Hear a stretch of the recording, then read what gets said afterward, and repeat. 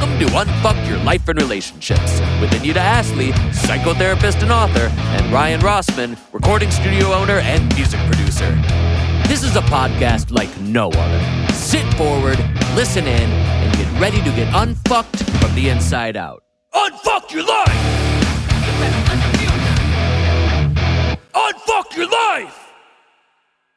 Hey guys, welcome to another episode of Unfuck Your Life and Relationships. I'm your host, Anita Ashley. I'm in studio with Ryan. Hello. My counterpart, Amanda, behind all the technical stuff. Good morning. And we have two special guests in our studio today, Ash and Thom. We will talk to them in a minute. Today, well, we're happy to be back in the studio. We've been like all over the place, but we're finally together. Finally back from the little hiatus. Has been a while. Yeah, I missed everyone. Yeah, I know. So much to talk about. Today, we're going to talk about something we haven't talked about, which is autism. People who are in relationships but identify or have been diagnosed with autism.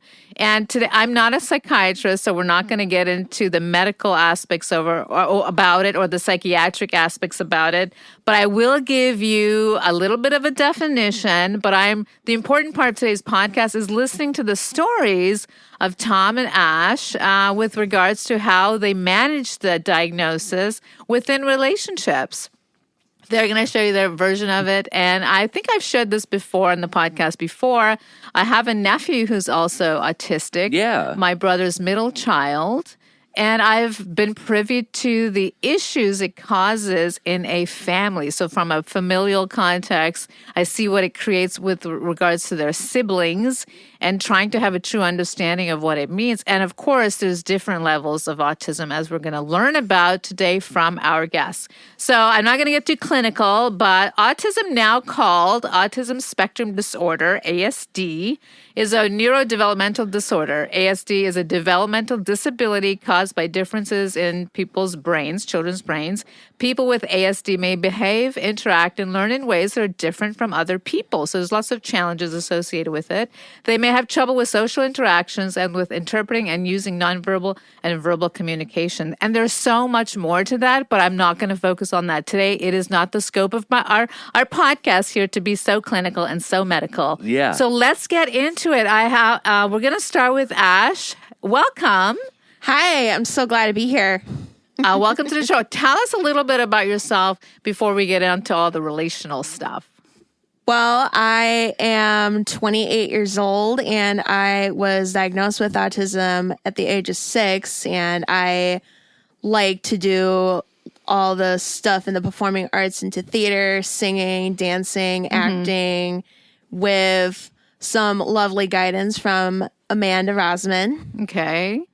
And I don't know what else you want me to. Well, we'll get into more stuff in a minute. There's so much more we're going to talk about. Thom? Hi, I'm Thom Colley. I am a local actor, singer, songwriter, choreographer.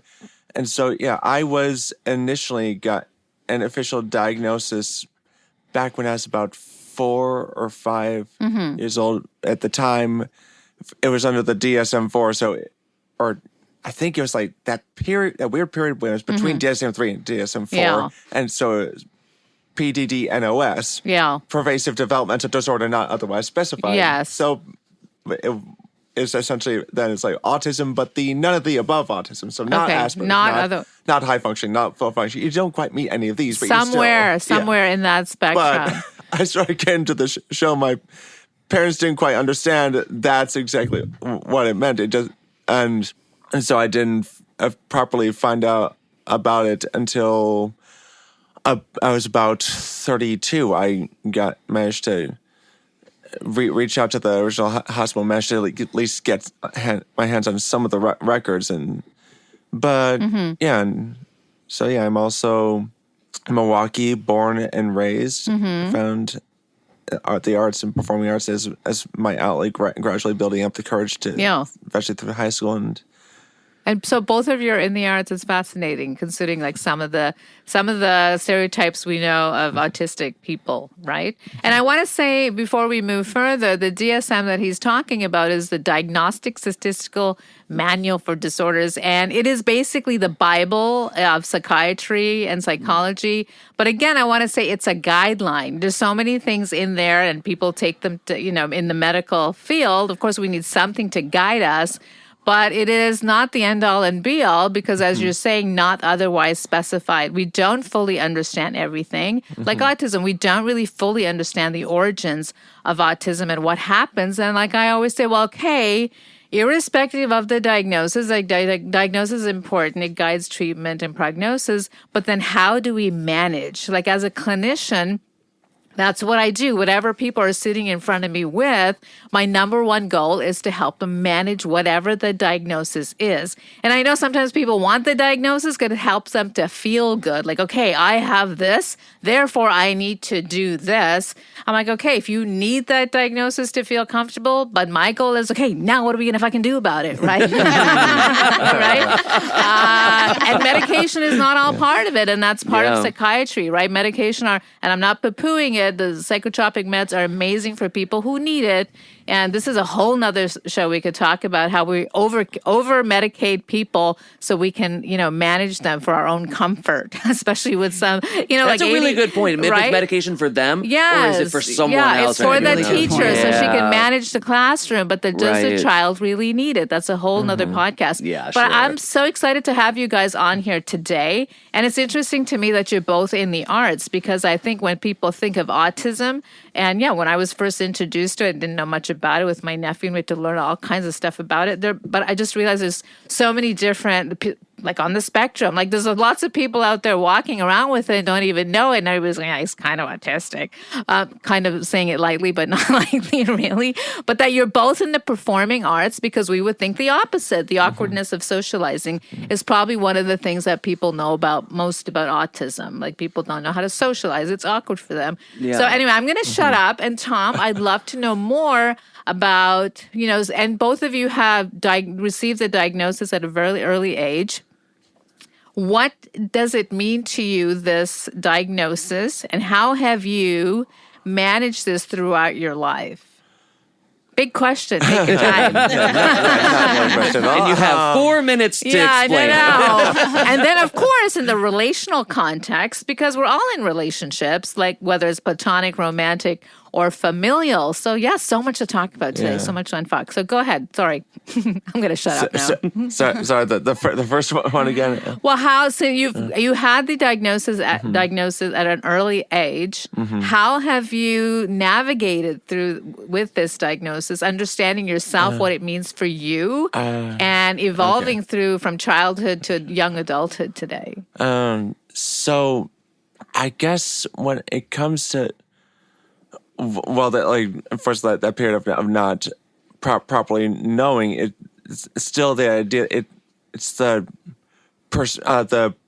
perspective of it. I'm sort of still start getting okay. I'm not quite seeing. I don't get like people. You don't other people. You don't notice that this what the one part of it that's going on. Like let's say, like for example, in a show, it's like this line is not quite like this. It's like is nobody else noticing that? Can we please zero on this? But no. Okay, well we can get to it. Okay, it's like it'll still bug me, but and it's okay. It takes a lot of courage to talk about this, right? And to get on stage. Like I've watched some of your stuff, and you guys don't know Thom, and I'm just learning about him. But he does a whole production. Amanda. He does a whole production, and I'm thinking, wow, that takes a lot of courage to go on stage and do some of the stuff you do. I think some of the really interesting things that you talked about too, and for Thom, like he talks about in the show that his parents were given this diagnosis that was a lot of words and confusing, and then in the show he even talks about then what do you do with that? What your actual line is? What the. What the F does that even mean? You can say fuck on here. You can say fuck. Someone tells you your child matches the symptoms of pervasive developmental disorder not otherwise specified. What the fuck does that even mean? Right. But so the thing, I sort of And then it's Thom, tricky, so and the way they try to explain it in hindsight, because I also let me say they're not bad people. They're not bad people. They were just doing what they could, and at the time they also explained, the doctor explained to them, yeah, I have to give him this label, but it's more try not to focus on that. It was she had that mentality, it's like focus on what he needs, right? And so it was a lot of them holding my hand to help navigate those points, because I could sometimes blurt out so that was not the appropriate, or like it's like being like honest to a fault, I guess is sort of, and not quite say, okay, this person's a little bit different, so so like getting to know people more and more, because I know like an initial meeting a new person, can be a bit standoff. I sort of learned it initially, that brief mask and go, hi, nice to meet you. Okay, I'm done. No, and what you're saying is exactly what I was talking about at the beginning. So we have the diagnoses, right? And your parents, your parent, and that's your child, and you hear that, and you're like, well, what the hell does that mean? And oh my God, it's scary when a clinician gives you a diagnosis, you don't know what to do with it. But exactly, I love the fact that you said your doctor said, okay, this is the diagnosis, but these are the things we can do. Because instead of just giving you a script and sending you on your way, because it is managing the symptoms and, of course, learning how to do things that are difficult for somebody who's on the spectrum that we take for granted that we do every single day. But again, I want to bring up what you just brought up, and maybe you can, give yourself a plug here. You have a show, and I think that's incredible. It's happening here, so go ahead, give yourself a plug. Everybody who wants to come and watch Thom, tell us a little bit about the show. Yeah, it's called The Spectrum Revisited, or Atypical Neuroatypical. And so I love that. Love the title. And so it's essentially an educational cabaret about autism. The first part I talk about the history, a brief history of the science. I do impressions of the various doctors. It's super funny. Dr. Leo Kanner, then Dr. Bruno Bendelheim, Mr.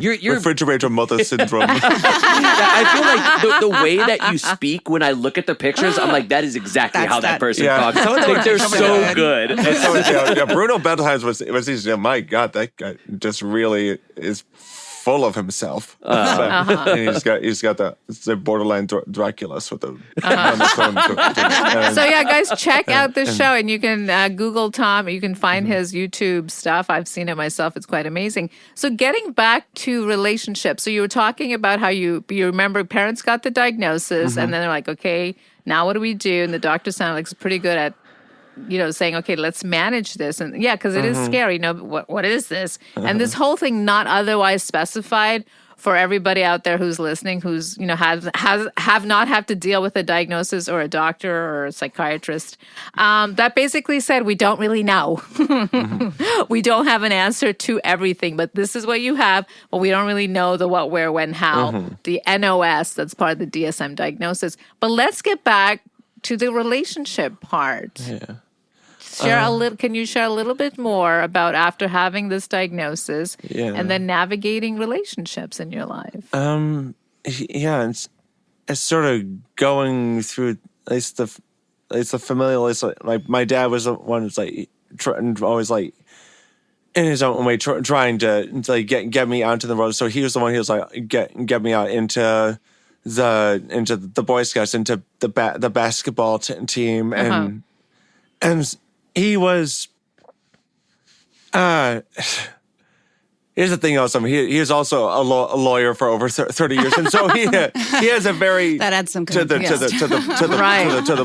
point, and love him to death. He's the kind of. Let's say he's the kind of parent that you don't quite understand, but appreciate as an adult. It's that sort of thing. I think we all have. Well, some of us have those for sure. Dad, if you listen to this, I love you. Bob, shut the fuck up. So true advocate for you.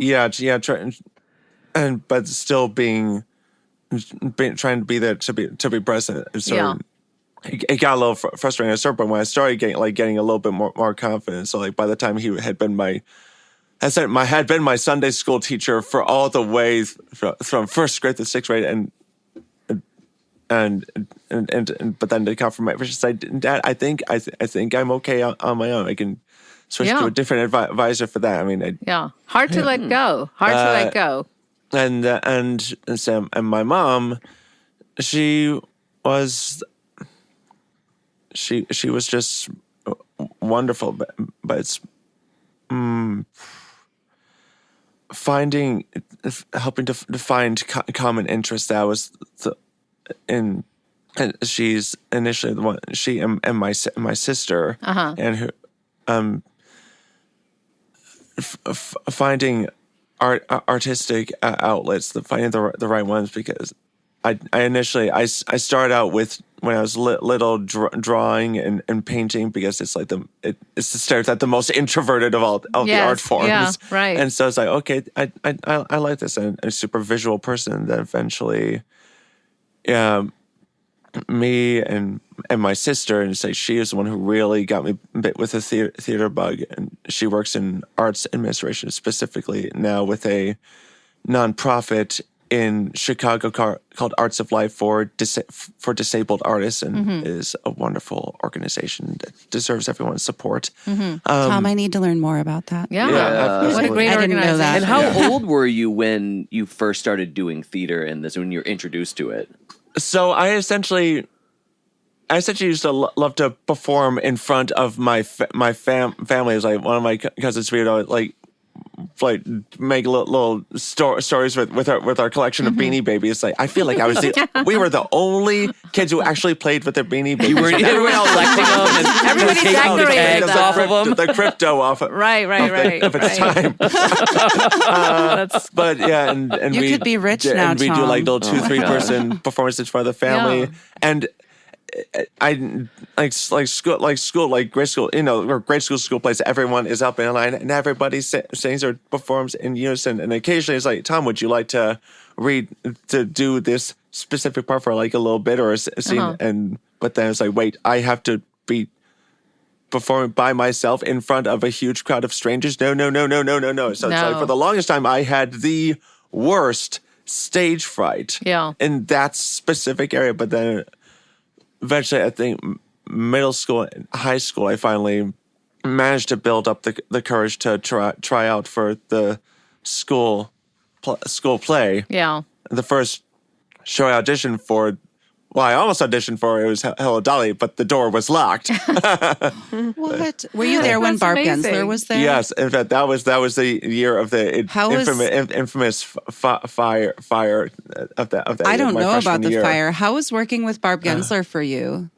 And who is that? I'm sorry. So Barb Gensler ran the theater department at Shorewood High School for a long time. The theater's named after her, and she has a big reputation of being very successful, but also of being like kind of harsh and impatient, like things that she's said. So I'm curious about your experience with her. I am the opposite. Except with me. Yeah. We're not going to get into that today. And she Episode. that was a tricky thing, because I'll say about is that I learned just as much from her what not to do as what to do, because she definitely was of that mentality. She wanted productions to be, the audience walks away and go, I can't believe that was a high school performance, but she and times for rehearsals were more of a guideline to her and she had she really liked raising her voice to get her point across. Because I can remember at one point, my senior year, closing show, Beauty and the Beast, and I bring one of the chairs and make it gently glide down, but then she was like constantly just seemed like raving because I wasn't moving it in at the exact time, but not being more clear. It's like, no, that's too early. That's too late. It's like, that's like a fraction of a second. Feels like, oh, I get it. So she wants it on this. She wants it starts on here and then stops on this specific syllable of the actor's line. Okay. So let me ask you then, do you say it? Do you share this diagnosis? Like, you're in this class, and do you want the teacher to know I am autistic? Well, I didn't know at the time, but it was like It was, I didn't, I kind of wish I had at least the vocabulary to say it. Yes. I don't really respond as well to this sort of energy. It's like, and like, it, I think about it and I realize now, okay, it's the literal thinking aspect of autism that is like, okay, could you explain specifically, you said this part was good. So what specifically about that I can apply that to this other part, like in the scene? And I'm asking this because, teachers usually know in elementary school or middle school, it's in your file. But I'm asking because you, as the student, being able to say that, and then, you're pretty articulate today, but maybe then it was more difficult. You're younger, and that you don't have to be autistic. You have to know that school can be difficult, and saying what we think and feel it can be very difficult depending on the teacher we have. Yeah. But my point is, you say it so you can get the guidance and help that you need, because on some level it's an empowering position to be in, to embrace it and to accept it and say, this is some of the issues that I'm having, and this is the diagnosis. And the diagnosis is good for that purpose. Yeah. Right away you tell me that I get, okay, these are possibly some of the challenges. And then how do I listen to you, individually to say, okay, this is the picture I have of somebody who's on the spectrum, but let me learn about Thom and what he needs, like you were just saying, in terms of saying this part or that part, or where the chair goes, that part of it. Do you and especially now as an adult, do you say that I'm on the spectrum and this is what it means for me?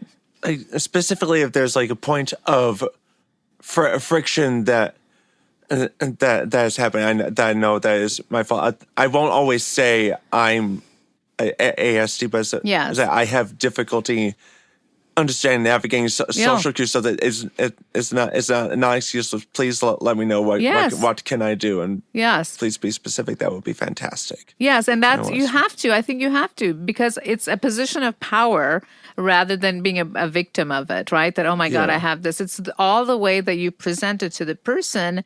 And, I've had challenges myself with certain things, and I literally have to stop the person and say, look, this might be easy for you because whatever, but I struggle with this, so please be patient and help me. I can't even imagine what it's like. But it's kind of similar to have something that you struggle with, but it be in the powerful position of saying, stop. I'm not, that person over there who this is very easy for. These are my challenges, especially in an academic school setting, or even in if in a social circle, you might be able to say that if somebody's, not understanding what you're saying, to pull them aside. Well, this is kind of some of the challenges I have. If that relationship is important to you. Ash, you want to jump in? Can you relate to some of the stuff that Thom is talking about? Well, thank you. And so, in terms of my perspective of like my diagnosis, at first I'm like, I didn't understand what was going on. I mean, especially when in my younger years, when I was in kindergarten and first grade, and I'm still just trying to explore about like what's going on, and like why don't I have any friends? Because like everybody's just so different from me. Yeah. And going forward, and I'm just like always outgoing, and to like contrast to Thom being stage fright, like at first, I'm kind of the opposite, because like I always like to show off. I always like to like stand out in a certain way, because like I wanted like the attention. I wanted to have a reason to make people smile. I mean, I would always like be very preppy and very cheerful when I'm going to my elementary school concerts and stuff. And that was like, it was not until like I was 9 years old at that one Christmas morning that I got a karaoke machine for Christmas. And I just like play the heck out of that thing. Just like, I'm just singing all the songs, and I was like, this is what I wanted. And then like my dad and my parents would just kind of like peek into my room, see what I'm doing. And I'm just like, they're just kind of like watching me from like at a distance. And it's like, I don't care who's there. And I was like, I was still in my own little world, and they would just kind of like watch me sing. And that would go on for years too. Cause like, I like to sing in private because like, it just kind of makes me feel good. And then Me too. I sing all the time. I'm not sure I should be, but I do anyway. It's very Everyone should therapeutic to sing. let all Are those we gonna have an emotions Anita out. album soon? Yeah, we should all be You ready? singing in the shower. It's a great way to get out those emotions. So then tell me, when did it strike you that, wait a minute, I'm a little bit different and I need things a little bit differently? around middle school, based on like how the communications with other people act very different for me. Because like at first I thought I was just being praised, but then I was just being mocked at the same time because of how I acted so differently. Yeah. And I'm like, you know what? I need to change myself just to be able to fit in more, but just kind of gradually. But then like that also comes at like the expense of like how I communicate with my friends and how I make friends in to pursue a further education. And then I'm like, I have a learning disability as well. So like everything is not always up to speed with me because like, and then people would just kind of like look at me as like, she's doing it really fast. Like, no, she's not. She was from the previous class, but she's taking her time, taking her like examinations on there, making sure that she reads the question throughout the time. And I wanted to take a slower pace so that I could actually get a better score. So just like zipping through something I don't understand and then be on pressure, just getting on a lower score because I was just being rushed. But like, that's not how I operate. So like, dealing with the spectrum and having a learning disability, like it's just different compared to other people. Yeah, it is. And how does that impact your relationships today? Surprisingly, it's gotten better because, like throughout high school and college, I was just in my own world. And like going back, like when I was about 11 years old, my dad wanted me to be more social and be more outgoing like he is. And he introduced me to community theater. And I was back in my little own world because like I didn't know what was going on. What are these people doing here? What are those sparkly lights? And I'm like, this is that good feeling that I should be feeling. And I just kept doing it for years on. And then like until I was deaf, and I'm like, the world just came crashing down because like he was the one that brought me into theater and teaching me how to socialize with other people and gain friends. And now I don't have that. I don't have that arsenal beside me anymore. But then as I grieve, I was getting connected with more of my friends and becoming a bit more empathetic and just kind of like changing and removing all those masks that just kind of makes me more independent, making me more strong, just to like be more open and just kind of like, you know what? You shouldn't be alone. You shouldn't have to close yourself off because you lost someone that's important to you. Sorry and to hear that. That's a huge loss.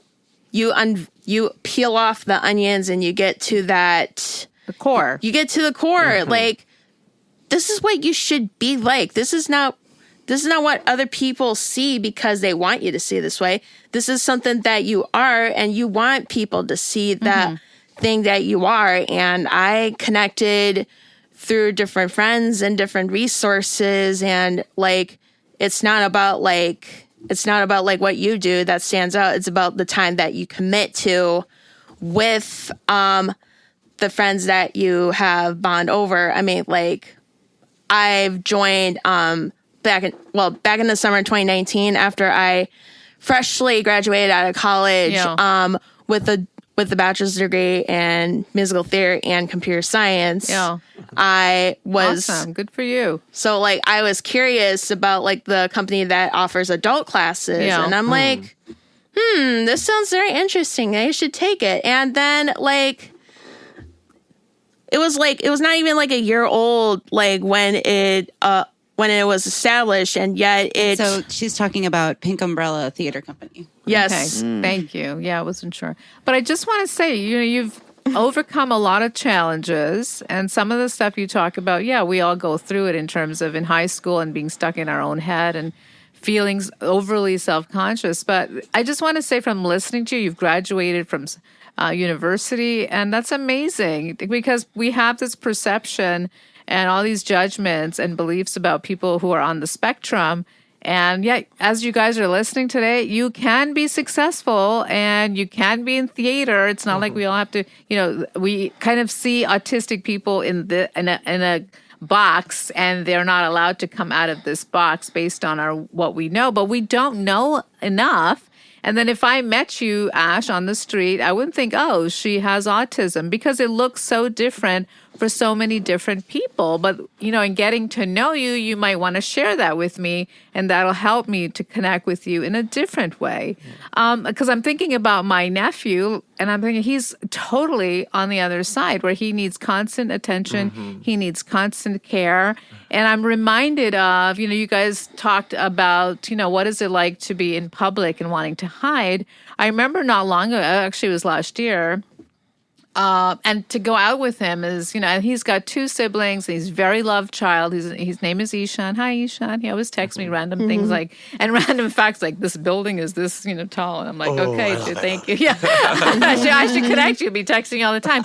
But anyway, so he's a very loved child. But, people can see there's something going on and people don't know what that is most of the time. So we're at the mall. It was during Christmas time. And this was really difficult because I've seen how my brother and his wife and the siblings and, of course, my kids were affected by this, how it causes sometimes a lot of stress, depending on how it's going. But also, of course, he brings a lot of joy to the family. Anyway, we're in the mall, and he starts, and most people, guys listening today, probably know this. Autistic children, young adults can flap, like the common symptoms. So he just starts doing this, right? And although he goes through a lot of behavioral therapy to contain and control some of that, hey, he was just doing that. And then some guy came, an older gentleman, said, you need to learn to behave in a shopping mall.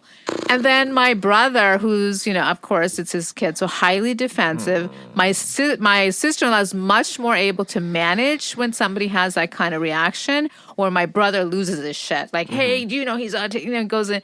And then my sister's like, oh my God. Then it just spirals out of control. But I'm thinking, guys, when you might see that at the mall or something happening, don't jump into conclusion. Like this man jumped to the conclusion that this was a young adult, he's a teenager actually, misbehaving, acting out without even thinking. Maybe there's something else going on, but it's these judgments. And this person's reaction to my nephew created a whole shit show because my brother lost his shit because he was so upset for his own son. And then my sister-in-law is trying to manage Ishan, who is the one who's, flapping. And then also trying to manage my brother who's freaking out. And then all the other kids are, what the hell is going on over here? It created so much. And I'm thinking, if people would stop judging and he just interfering. Can people just not? People can mind your own fucking business. Right. So it created this whole shit show, but it was like emotional turmoil, just ruined this whole great afternoon. We were Christmas shopping and we all went in the van and everybody had to the women in the family, I got to say, we all had to prompt everybody up, because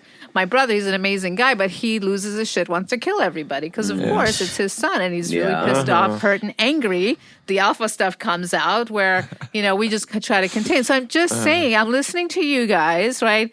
Amazing accomplishments, and your journey is, you've still got a lot to do. And then I'm thinking about my nephew who's in a completely different part of the spectrum. So for all you people listening out today, we have to be more sensitive to the human beings around us. We are so quick to judge, so quick to put somebody in a category when we know nothing about what their narrative is and what they're going through. They might appear to you in a certain way, and I'm not a perfect human. I've done that myself, but I've learned that, hey, you don't know what's going on over there, and if you're not going to be helpful or say something kind, shut the fuck up. Because you just don't know. Absolutely. I have a question too, like kind of piggybacking on that is, how do you navigate people that mean well, but as watching your show, I didn't realize how little I knew about autism, and I think no one really does. I mean, even when you guys were children, I'm sure they knew like less than a third of what they know now, right? Yeah, as far as doctors go, yes, not otherwise specified. What the fuck? How is that a diagnosis for anything for anyone ever? Right. But how do you handle the relationships with people that they mean well, but they don't know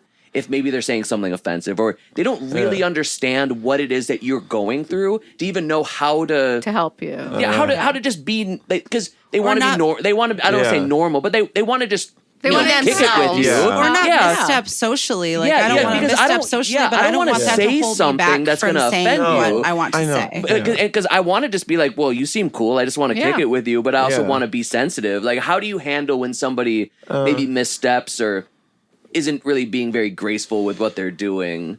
But you feel like their heart is in the right place. I usually try to give a slightly nicer alter. It's like it's this is just me, but it's like this is the phrase I prefer more. It's like I don't like say oh you have autism. It's like no I'm autistic. It's okay to say that. Yes, it's like the little clever, because like you have autism as the more like that like the cell of back when people thought of it like as a disease as something that can be. That's a very interesting and important distinction. Or like the people say, well, aren't we all a little bit on the spectrum? And it's that is not true. That's the one. The most annoying bullshit of an existence. That is not true. We are not all on the spectrum. You'll hear me taking a very long, deep breath in.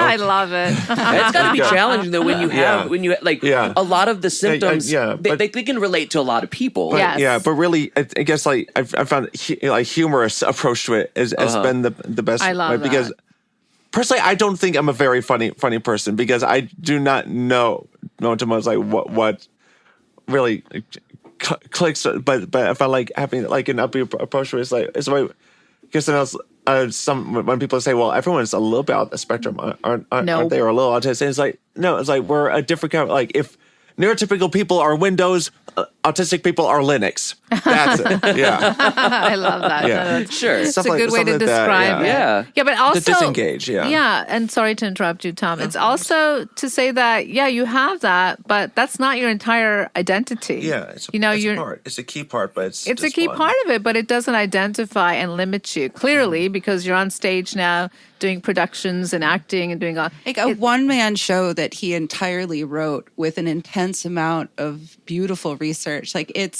I have never written a one-man show, one-person show. It's a huge accomplishment. Congratulations, Thom. Really, really great. It's beautiful. He wrote music for it, produced it. It's a huge accomplishment. So I just want to give you those kudos. Kudos to you. And tell us, when is the show and where can people go to see it? So here, and support Thom. Go ahead. So it is at High Five Studio.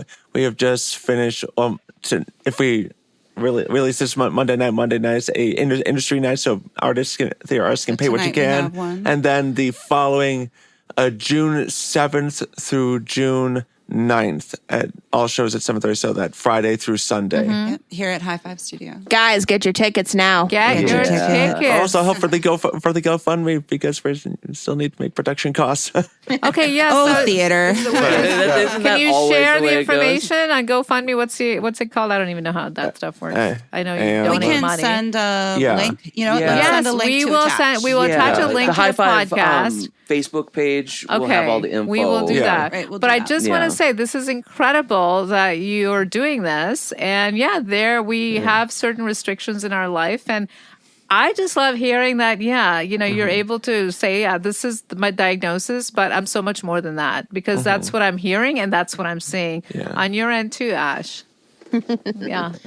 So, like, I use, like, my autism as, like, a different person, as, like, a different persona versus, like, when I'm performing and communicating and in terms of, like, how the interactions with, like, people who are, like, interacting with somebody on the spectrum and be like, it's like, hey, you look like a really cool person. I was like, I have autism. And I was like, really? You don't look like you have autism? And I'm like, what does an autistic person look like? Anyway, I know, right? Today's evidence that there's so much variance. You know, we have my nephew who's over, on the end where he needs a lot of help monitoring most of the time. And then I'm looking at you guys. I'm like, okay, you're like way on the other side. And I'm thinking, what does that even mean and look like? But I think it's, to Ryan's point, what he was saying, sometimes people don't mean to be offensive. They just don't have the language. They don't have the words and they don't know what to say. Because they only see like that one line, and that's the only path that they only see when they interact with somebody. Because like you have two sets of eyes. What else do you have? You have two ears. You have a mouth. You have hands that have touch stubs on them. It's like use them. Don't use your eyes and go jump into assumptions like, you know what? This guy is being such an asshole right now. I don't want to have to see him in front of me. I'm like, excuse me. He's not an asshole. He's just being himself. Yeah. He's the only asshole that I'm looking at is you for assuming that like this person is behaving badly. Yeah, or that he's doing it deliberately to get on your nerves. It's like, no. People can be assholes. We agree. I think one of the most beautiful parts of your show, and I think it all ties into this, is the very end of your show where you simply ask the audience to go forward with a little patience. Yeah. Yes. And like if you can apply that, I mean, everyone deserves that. But if you're giving that to everyone, then you are giving that to individuals who may or may not have autism. And it isn't really our business. If somebody wants to share a diagnosis, that's up to them. Yeah, we should be patient regardless. Yeah. What are you saying, Thom? Yeah, and that's like some people have like after the show. I won't say, but like quote numbers that. I'm also thank you for that because I'm also, but yeah. Yeah, people listening today, if you are on the spectrum legitimately, and no, let me just clarify, not everybody's on the spectrum because it's one of these loose things we like to say, aren't we all a little bit autistic? No, we're not. To have the clinical diagnosis of autism means something. And if you think everybody's dead, then you're kind of minimizing it, right? I mean, there are certain challenges that you have. Yeah. And then you work really hard to overcome them as I'm listening to your wonderful story. And even just to be here on this podcast to share and be patient with each other in here and so much. And to you guys listening out there, if you can identify and relate and you want to empower yourselves, as I'm looking at these two individuals who are doing that, who've done that, come to the show because you will see in live how you can overcome some of the challenges that autism brings. And also, if you have a sibling or a family member who is also autistic, come and see what you can do and also learn in terms of how you can interact and also change some of your ways of relating to them, because that's important too. So it's just not the person who has the diagnosis, but everybody else around that person can be very supportive and look at themselves and say, well, how can I help the situation a little bit more? Like you were saying, how can be more patient? And I had to really work on myself, having a nephew that's has a disability on the other extreme. And I found myself really being very impatient at the beginning, thinking, oh my God, there's always this big drama to go out. And then the other siblings are like, oh my God. I really had to have a clear talk with myself to say, what the hell are you thinking, girl? Like, this is a real issue here, and you've got to learn to be patient. And I had to slap myself silly until, it's true. I'm thinking this is a daily challenge for everybody in this family. I'm removed because I don't live with, I live hours and hours away in a different country. I had to have a talk with myself, and it had nothing to do with whether I loved him or not. And of course, I love him. He's my nephew, but I really had to say, stop this. Patience, like Amanda was saying. Yeah. Be patient. He has certain challenges, and you've got to learn to deal with that. Yeah. And also, in place of the neurodivergent person themselves, I like to think it's also for them be patient and understanding with yourself too. Because Absolutely, right? It took me 30. It's taken me 34 years on this earth, and I'm still figuring some of this stuff out. I've gotten a lot better, but it's like your show is almost as much about for you as it is for everyone else, right? Yeah. Like, everyone's on this journey. But I think things like that are important too, because we all have to start learning a little bit more about not only what you guys go through, but just how to treat people in general. Yeah. That may seem just slightly different than who you are, because everybody has things, and even if you can't see it on the outside, everybody's going through these things, and we have to be better with how we treat people, and like you say, have a conversation with yourself about how are we handling these situations? Yeah. Yeah, and just like the mall story, if you see somebody doing that or acting like that, don't assume that they're doing it as a way of just acting out at the mall and being defiant. Maybe there's some other issue going on, and if you can't be helpful or say something kind, stay out of it. Like, who the hell are you to interfere with what's going on? Unless somebody's being hurt and you feel you can help, stay away. And, Mind your own business. It almost reminds me, there a few years ago, theater related, the revival of The King and I in the 2010s. One of the actors at one point, someone had brought in their young autistic kid to the show, and they had started having a meltdown in the audience. Yeah.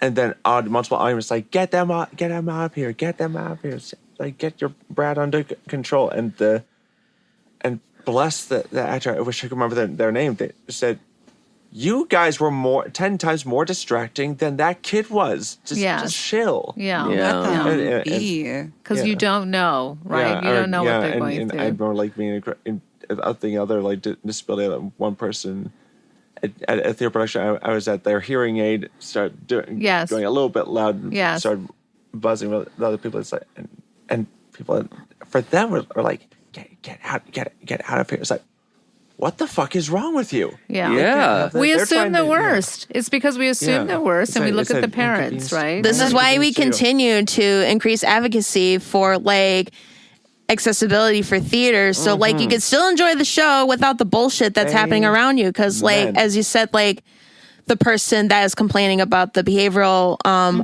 situation, I was like, you're more distracting than the person with the behavioral system, because like maybe the senses are off. Like you don't know what they're going through. You don't know, but that's the whole point. You don't know. Stop interfering with the situation you know nothing about unless you're trying to help. ASL production, sensory friendly runs, and all that, I do like seeing that there is such an increase, and of course, Pink Umbrella in town is a huge part of that in creating sensory friendly theater experiences, as well as the symphony, which Ash has been a part of. I've been a part of it for 5 years, and we're still going strong. That's amazing. Say just like a quick brief, like what that is. Yeah, what is that? So Pink Umbrella Theater is a company that hires professional actors, artists, teachers, and recruits students with a disability, either intellectual, physical, emotional, and we continue to like build around like the environment of the classroom, so like everybody learns at their own pace, because like classroom structures back then, it's just like a one direction thing, and then like you have those expectations set on you. But like fast forward to today, because like this is not about what the teacher is trying to accomplish, this is what you want your students to accomplish, and you want them to feel welcome, you want to advocate for their success as well.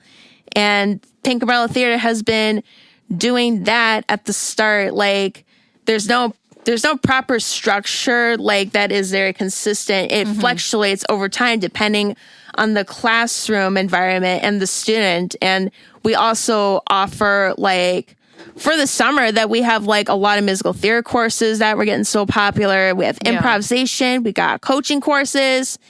And we got like a story workshop that we're doing every Monday night. So is there a website that you want to share, Ash? Or absolutely. It is www.pinkumbrellatheater.org. And you can look at like the works that we've done. We have done a production about 2 months ago called Bizarre Intrusive Thoughts. Sadly, I was not in the production, but I saw it and it was like very good. Have a little bit of like food for thought for mental health with anxiety, depression, OCD, and a lot of structure that goes around here. And then coming up in August, we have portraits that takes place in the first and second weekend of August that tells a story about like a photo studio that has like one person running it at the time because his partner was feeling ill. So they have like 3 different booking sessions and they overlap with each other. And it's really crazy. I definitely recommend you check out the website. You check out the synopsis of the show, buy your tickets when they come up. And we also have an event coming up at the end of the month called the Annual Pink Party, which celebrates the success that we have for Pink Umbrella, which will involve like performances, hanging out with friends, having some food, activities. A lot of fun stuff. I encourage you to go. Thank you so much for sharing that. And guys, you can get all that information on that website. I want to thank you for sharing your stories. We can go on and on about this topic. Thank you so much for being here. And guys, check out the show. Thom, you want to say anything before we close today? I guess for any family members of a neurodivergent person, just be there for them, and for neurodivergent person, be patient with yourself. You can figure this out. You'll find your path.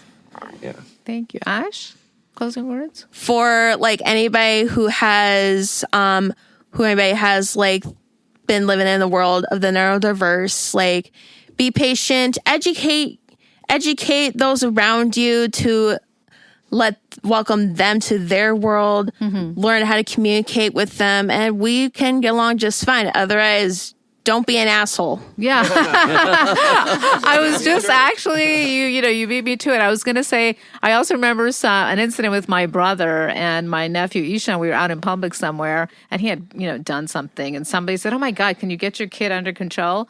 And then my brother said, "Listen, he's autistic, but what's your issue?" And I think he was just an asshole, Yeah. We got a diagnosis for the nephew, but clearly the guy was an asshole. It's like the version of the golden rule that like there's like do unto those that they do unto you, but there's also do not do unto others as you would not have them do unto you. And it's just like, don't be a dick. Yeah, don't be a dick. Don't be a dick, man. Yeah. Be patient. Like you could take years to identify like a diagnosis for somebody that has like this kind of like spectrum, but it only takes 2 seconds for you to diagnose yourself as being a rude person, an asshole, a dickhead, a shit show, a clusterfuck, and like a really bad person, and nobody wants to be around you. And I hope karma serves you justice. Well, thank you Peace. guys for being in studio. I hope you've helped me to look at autism also in a different way. I mean, even though I have a nephew,